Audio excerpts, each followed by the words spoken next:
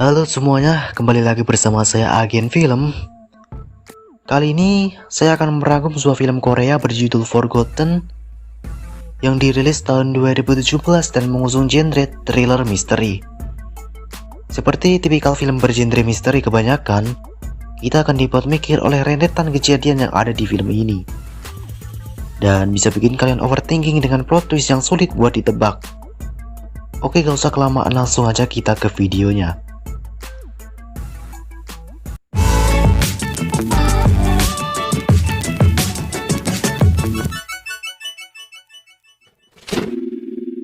Film ini dibuka dengan seorang pria muda bernama Jin Suk yang berada di dalam mobil bersama kedua orang tuanya dan kakak laki-lakinya.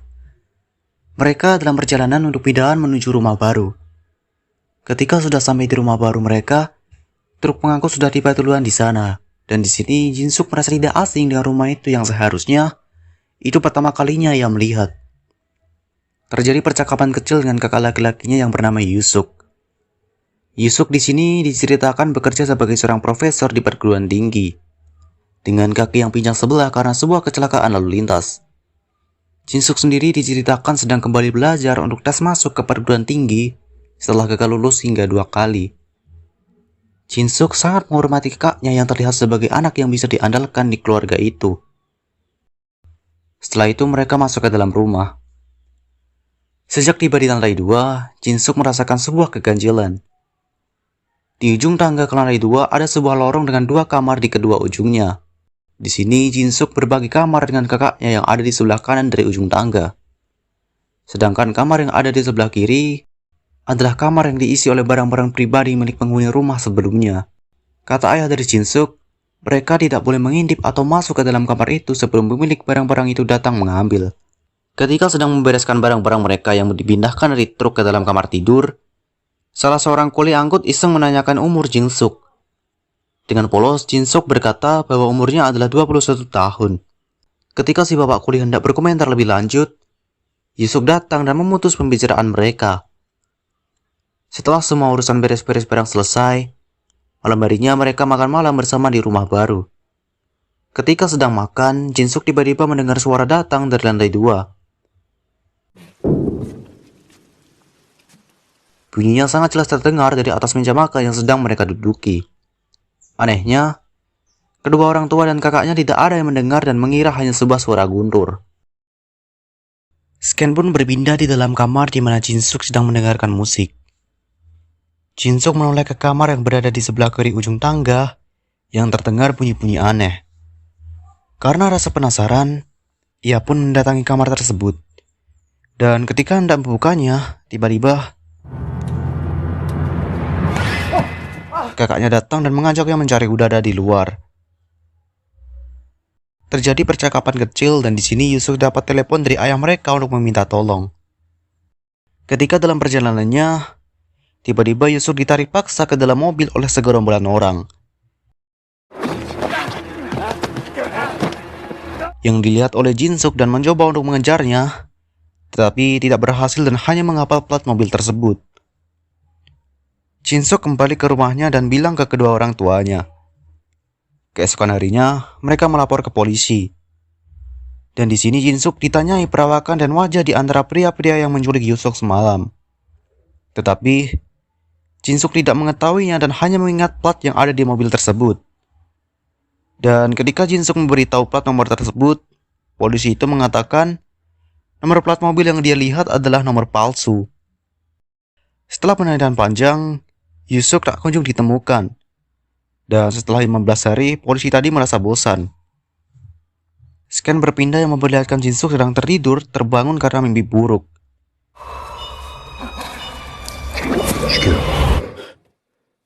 Ketika hendak tidur lagi, ia mendengar suara aneh dari kamar yang ada di lorong. Dan di sini Jin Suk ketakutan karena ada sesuatu yang keluar dari kamar tersebut.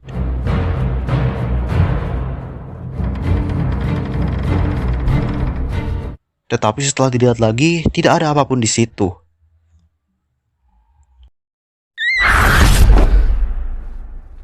Dan ternyata cuma mimpi. Sorry kalau ada yang kaget atau ada yang sampai ngelempar HP-nya. Dan di sini Yusuk kembali dengan keadaan sehat, tetapi Yusuk kehilangan ingatan akan peristiwa penculikan yang menimpanya. Jin-suk yang awalnya gembira karena kakaknya baik-baik saja, mulai menaruh curiga karena dia mendapati kakaknya pincang pada kaki yang berbeda.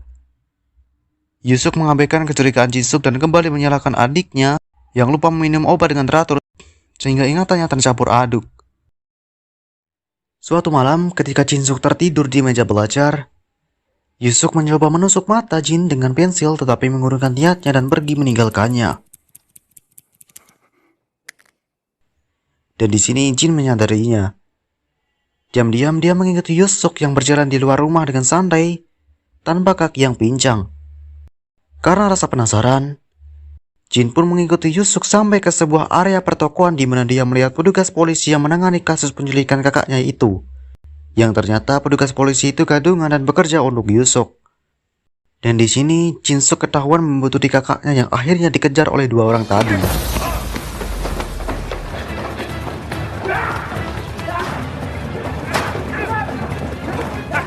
Ketika merasa sudah berhasil lolos dari kejaran mereka, tiba-tiba Yusuk membekapnya dari belakang. Keesokannya, Jin-suk kaget karena ia mendapati dirinya ada di rumah dan melihat Yusuk bangun dari ranjangnya, yang seolah-olah tidak terjadi apa-apa. Di sini Jin-suk pun mengatakan kejadian semalam kepada ibunya. Dan pada malam harinya, Jin mendengar percakapan telepon antara ibu dan ayah yang dia kenal selama ini. Wanita yang mengaku sebagai ibunya itu mengeluhkan Jin-suk yang mulai menaruh curiga pada kondisi keluarga mereka. Tapi di sini Jin ketahuan dan mencoba untuk kabur dari rumah tersebut. Ketika keluar dari rumah, ia mendapati ayahnya sudah berada di depan, tetapi Jin tidak menghiraukannya dan langsung lari. Kemudian ayahnya tadi menyuruh orang untuk mengejarnya.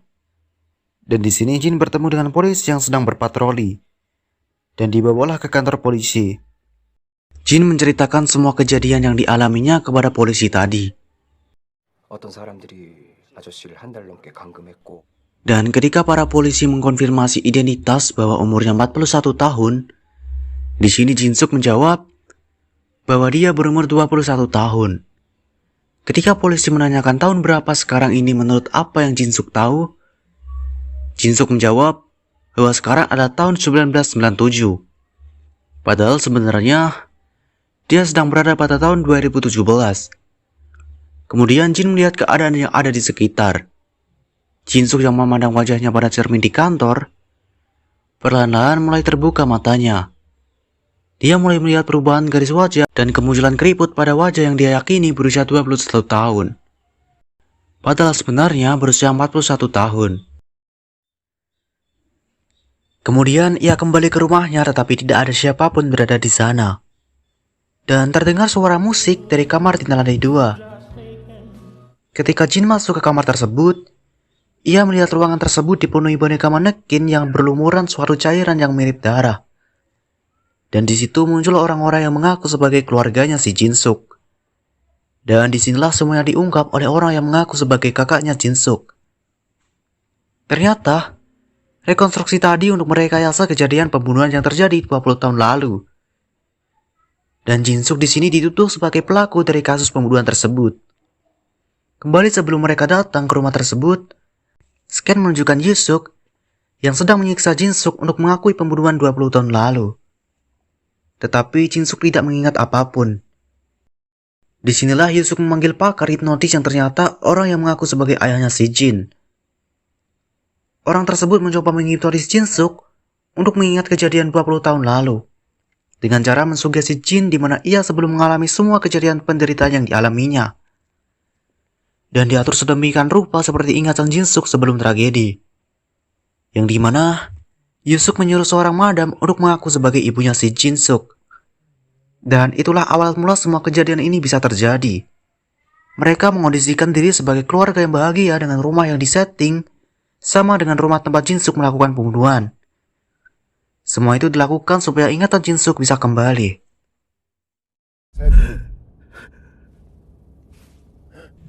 Kemudian scan menunjukkan Jin-suk yang dibawa oleh Yusukawi di dalam sebuah mobil. Dan terjadi sebuah percakapan kecil di dalam situ. Tiba-tiba Jin Suk keluar dari mobil tersebut dan terjadi kejar-kejaran antar mereka.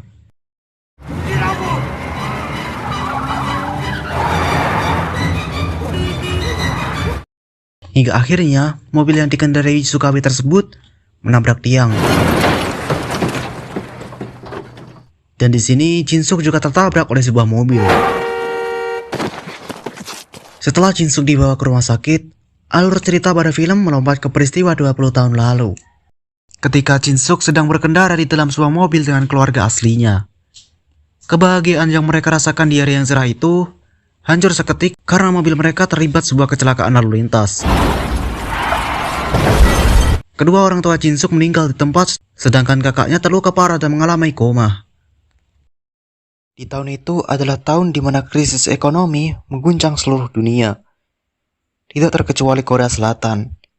Jin Suk yang ketika itu hanya lulusan SMA, sangat kebingungan mencari biaya untuk operasi kakaknya supaya bisa tetap hidup. Dia berusaha mencari pekerjaan dan meminjam uang, tapi tidak ada seorang pun yang sudi membantunya. Hingga suatu saat, Jin Suk mendapat sebuah pesan dari seorang misterius yang mencari orang untuk melakukan pembunuhan. Orang misterius itu meminta Jin Suk untuk membunuh seorang wanita, tapi dia tidak boleh menyentuh dua orang anak yang berada di dalam rumah yang sama. Jin Suk yang depresi kemudian menyanggupi permintaan itu. Dengan segala kenaifan dan keamatirannya, dia berhasil masuk ke dalam rumah yang menjadi target pembunuhan. Di situ, ia melihat wanita yang menjadi target sedang tidur bersama anaknya. Dan di sini, ia merasa tidak tega harus membunuhnya. Ketika ingin meninggalkan rumah itu, wanita tersebut bangun dan memergokinya.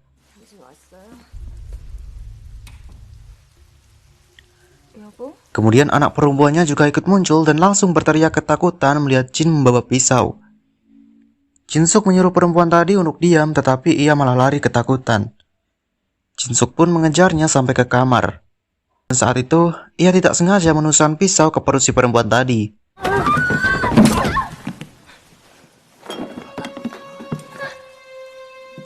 Di sini ibunya juga melihat kejadian tersebut dan akhirnya Jin Suk pun juga membunuh wanita tersebut.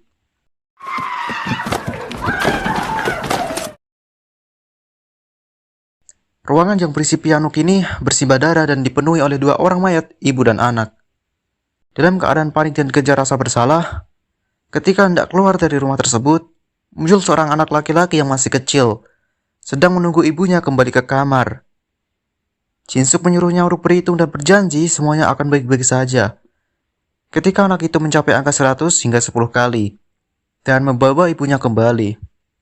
Ternyata orang yang menyuruh Jin Suk adalah dokter yang merawat kakaknya. Kemudian Jim mendatangi dokter tersebut untuk mempertanyakan alasannya. Alasan si dokter menyuruhnya untuk membunuh karena untuk mendapatkan uang pertanggungan asuransi dari istrinya tersebut. Dan di sini si dokter ingin membunuh Jin Suk karena telah salah membunuh putrinya. Tapi karena kecerobohannya, si dokter malah terjatuh dari atas gedung dan mati. Kemudian scan kembali ke rumah sakit di mana Jin Suk dirawat. Dan datanglah Yusukawe yang ingin menyuntikkan semacam cairan untuk membunuh Jin Suk. Tapi Yusukawe mengurungkan niatnya karena Jin Suk sudah mengingat semua kejadian 20 tahun lalu. Dan di sini Yusukawe mempertanyakan penyebab sesungguhnya kejadian pembunuhan itu. Ternyata Yusukawe itu merupakan anak laki-laki dari kejadian 20 tahun lalu. Di mana dia ingin mengkonfirmasi bahwa yang menyuruh Jin Suk untuk melakukan pembunuhan adalah ayahnya. Tapi dengan penuh kesadaran, Jin Suk berbohong bahwa dia adalah dalang dari semua pembunuhan yang terjadi. Dan dia mau bertanggung jawab sepenuhnya atas kejahatan yang dia perbuat. Yusukawe itu tidak mempercayai Jin Suk, tapi dia juga tidak memiliki tujuan hidup lagi setelah mendengar pengakuan Jin Suk. Dengan tragis, dia mengakhiri hidupnya dengan cara melompat dari jendela rumah sakit. Jin Suk yang terlalu terpukul karena hidupnya sudah sangat hancur, juga memutuskan untuk membunuh dirinya dengan memakai jarum beracun yang ditinggalkan oleh Yusukawe. Dan film pun berakhir. Sebuah akhir yang tragis untuk dua buah keluarga. Tragedi yang diawali oleh sebuah kecelakaan lalu lintas pada suatu hari yang cerah. Terima kasih buat kalian yang udah nonton video ini sampai habis. Sorry kalau pembahasan yang saya bawakan kurang jelas bagi kalian. Dan jangan lupa buat ninggalin jejak, karena jejak kalian sangat ngebantu banget buat kemajuan channel ini. Jadi sampai jumpa di next video.